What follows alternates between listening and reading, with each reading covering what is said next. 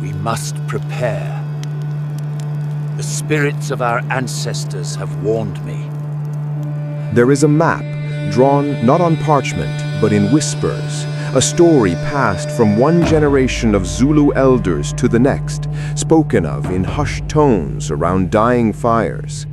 It speaks of a city of stone, raised not by human hands, but by ancient, forgotten powers. Its walls are threaded with veins of gold, its temples paved with diamonds torn from the earth's heart.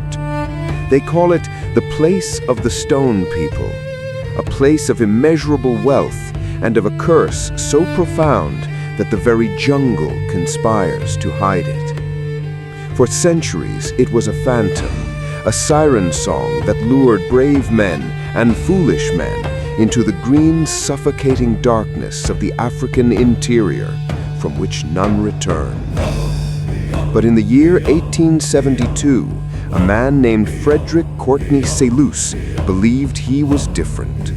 He was not a superstitious man. He was a hunter, an explorer, a soldier of fortune, a man whose currency was fact, measured in the pound of ivory, the caliber of his rifle, the precise coordinates on a survey map. He had come to Africa from England a boy, and the wilderness had forged him into a legend. He could track a wounded buffalo through thickest thorn, read the language of spoor in the mud, and survive where other men would simply vanish. He was, by all accounts, the most capable man on the continent, and he was about to learn that some legends are not merely stories, some places are not meant to be found. The story of the Stone City first came to Selous not as a grand myth, but as a fragment. He was deep in what is now Zimbabwe, hunting for the great elephant herds. He sat with a local chieftain, a man whose face was a web of scars and wisdom. The air was thick with the smell of wood smoke and roasting meat. The chief, having been paid well in cloth and beads, spoke of his ancestors. He told Selous of a people who were not Zulu, not Rosvi, but something older. A people who built with stone, without mortar, fitting blocks so perfectly a blade of grass could not slip between them. They called their home the Zimbabwe. And then his voice dropped. He said the place was guarded, not by men, but by the land itself, by spirits that twisted the paths, by fevers that boiled the blood, by animals that hunted with a cunning that was not of this world. The wealth of the stone people, he said, was sealed with a curse of solitude. To seek it was to invite a loneliness so absolute it would drive a man mad before the gold ever glittered in his hand. Selous, of course, dismissed the curse as native superstition, but the description of the stonework, that intrigued his practical mind. He had seen strange ruins before, scattered, tumble-down walls that spoke of a lost civilization. Could there be a central city, a source? The idea took root in him, not as a quest for phantom gold, but as a geographical puzzle, a blank space on the map that he, Frederick Selous, would fill. It became an obsession, a ghost that walked beside him on every subsequent hunt. Every strange rock formation, every local tale of a great house in the hills was a new piece of the puzzle. His first serious expedition to find the ruins was in the late 1870s. He assembled a small party, a few trusted white companions, hardened by the bush, and a column of native porters. At first, the journey was an adventure. The African landscape was breathtaking, vast, sun-drenched plains giving way to rolling, granite-strewn hills. The air was filled with the cries of fish-eagles and the scent of wild sage. But as they pressed deeper, following vague directions bought with bullets and tobacco, the mood began to shift. The map in Selous's mind, once so clear, began to blur. The paths described by local guides would simply disappear, overgrown as if untouched for a century. compasses behaved erratically, their needles quivering as if disturbed by some great mass of iron in the earth.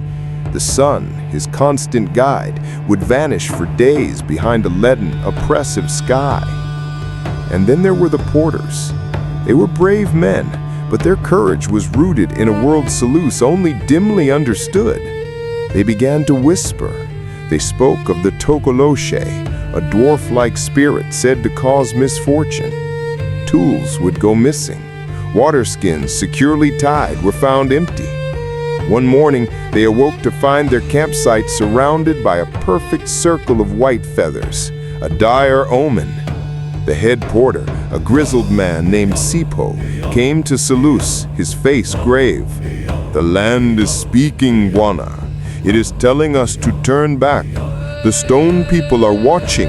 They do not want us here." Selous scoffed. He gave the men an extra ration of meat and a stern lecture on the power of suggestion. He blamed baboons for the thefts, the dry season for the water, and pure chance for the feathers. But privately, in his journals, he confessed to a growing unease. It was not fear of a tangible enemy, but a sensation of being observed. The silence in the gorges they traversed was not peaceful. It was a held breath. The eyes of the hyenas that circled their camp at night seemed to hold a mocking intelligence. Days turned into a disorienting week. Game became scarce. The only water they found was in stagnant pools, covered with a green scum, the water tasting of decay. Fever began to stalk the column. Men would wake up burning, their minds addled, speaking of tall, shadowy figures standing among the trees. Selous, with his iron constitution, remained healthy, but he watched his companions weaken. The curse, it seemed, was not a dramatic thing of lightning and ghosts. It was a slow, grinding pressure, a methodical unraveling of will and health. It was on the 8th day of this creeping dread that they found the first wall. It was not a city, but a ruin, a complex of tumbled granite blocks, shrouded in thick creepers in a silence so profound it felt like a physical weight. This was not the legendary Zimbabwe, but an outpost, a sentinel. As Selous and his fever-weakened companion, a man named Wilson, scrambled over the rocks, a sense of profound wrongness settled over them. The architecture was bewildering. No right angles, passageways that led to dead-end walls, windows that looked upon nothing but solid rock. It was a labyrinth designed by a madman. Wilson, his face pale and slick with sweat, stopped to lean against a massive stone doorway. As he did, his hand brushed against the rock. He jerked it back with a sharp cry. Embedded in the granite, so weathered it was almost part of the stone itself, was a carving. It was not of an animal or a man. It was a series of concentric circles and spirals, swirling inward to a central point. It was hypnotic, unsettling. As Selous stared at it, he felt a sudden violent wave of vertigo, as if he were falling into the stone.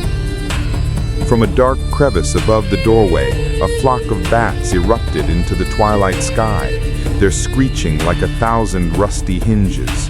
The men, already on edge, stumbled back in panic. In the confusion, Wilson, his eyes wide with a terror that was more than fever, grabbed Selous's arm.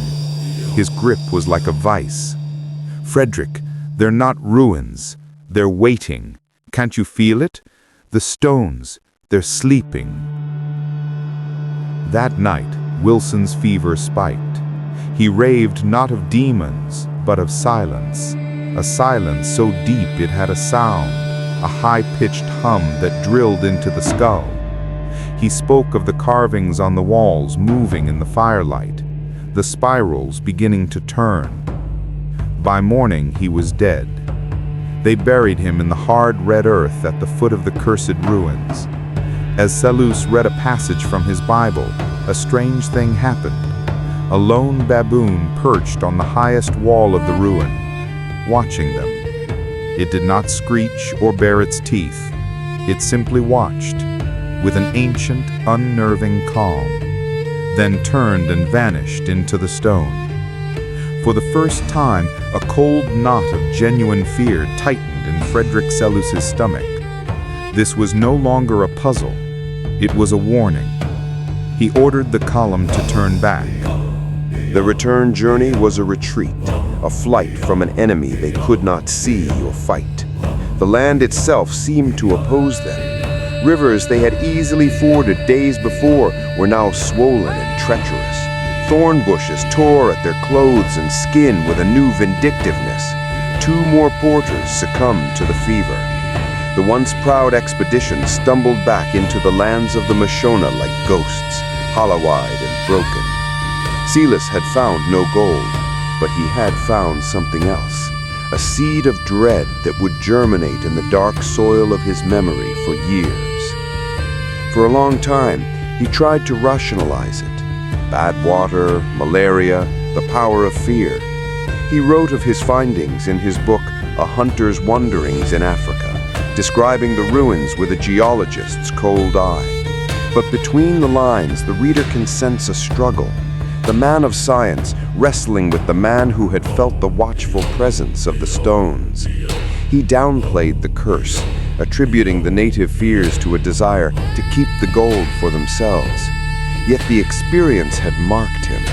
The Phantom City was no longer just a legend. It was a personal specter, a place that had looked into his soul and found him wanting.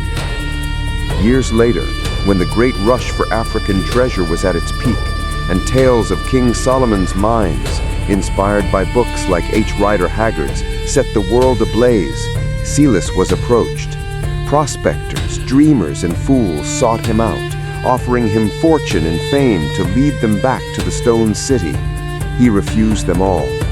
His refusals were polite, firm, and always cited practical reasons. The political instability of the region, the lack of reliable information, the sheer danger. But those who knew him well, who had seen the steel in his eyes, saw something else at play. A deep instinctual reluctance.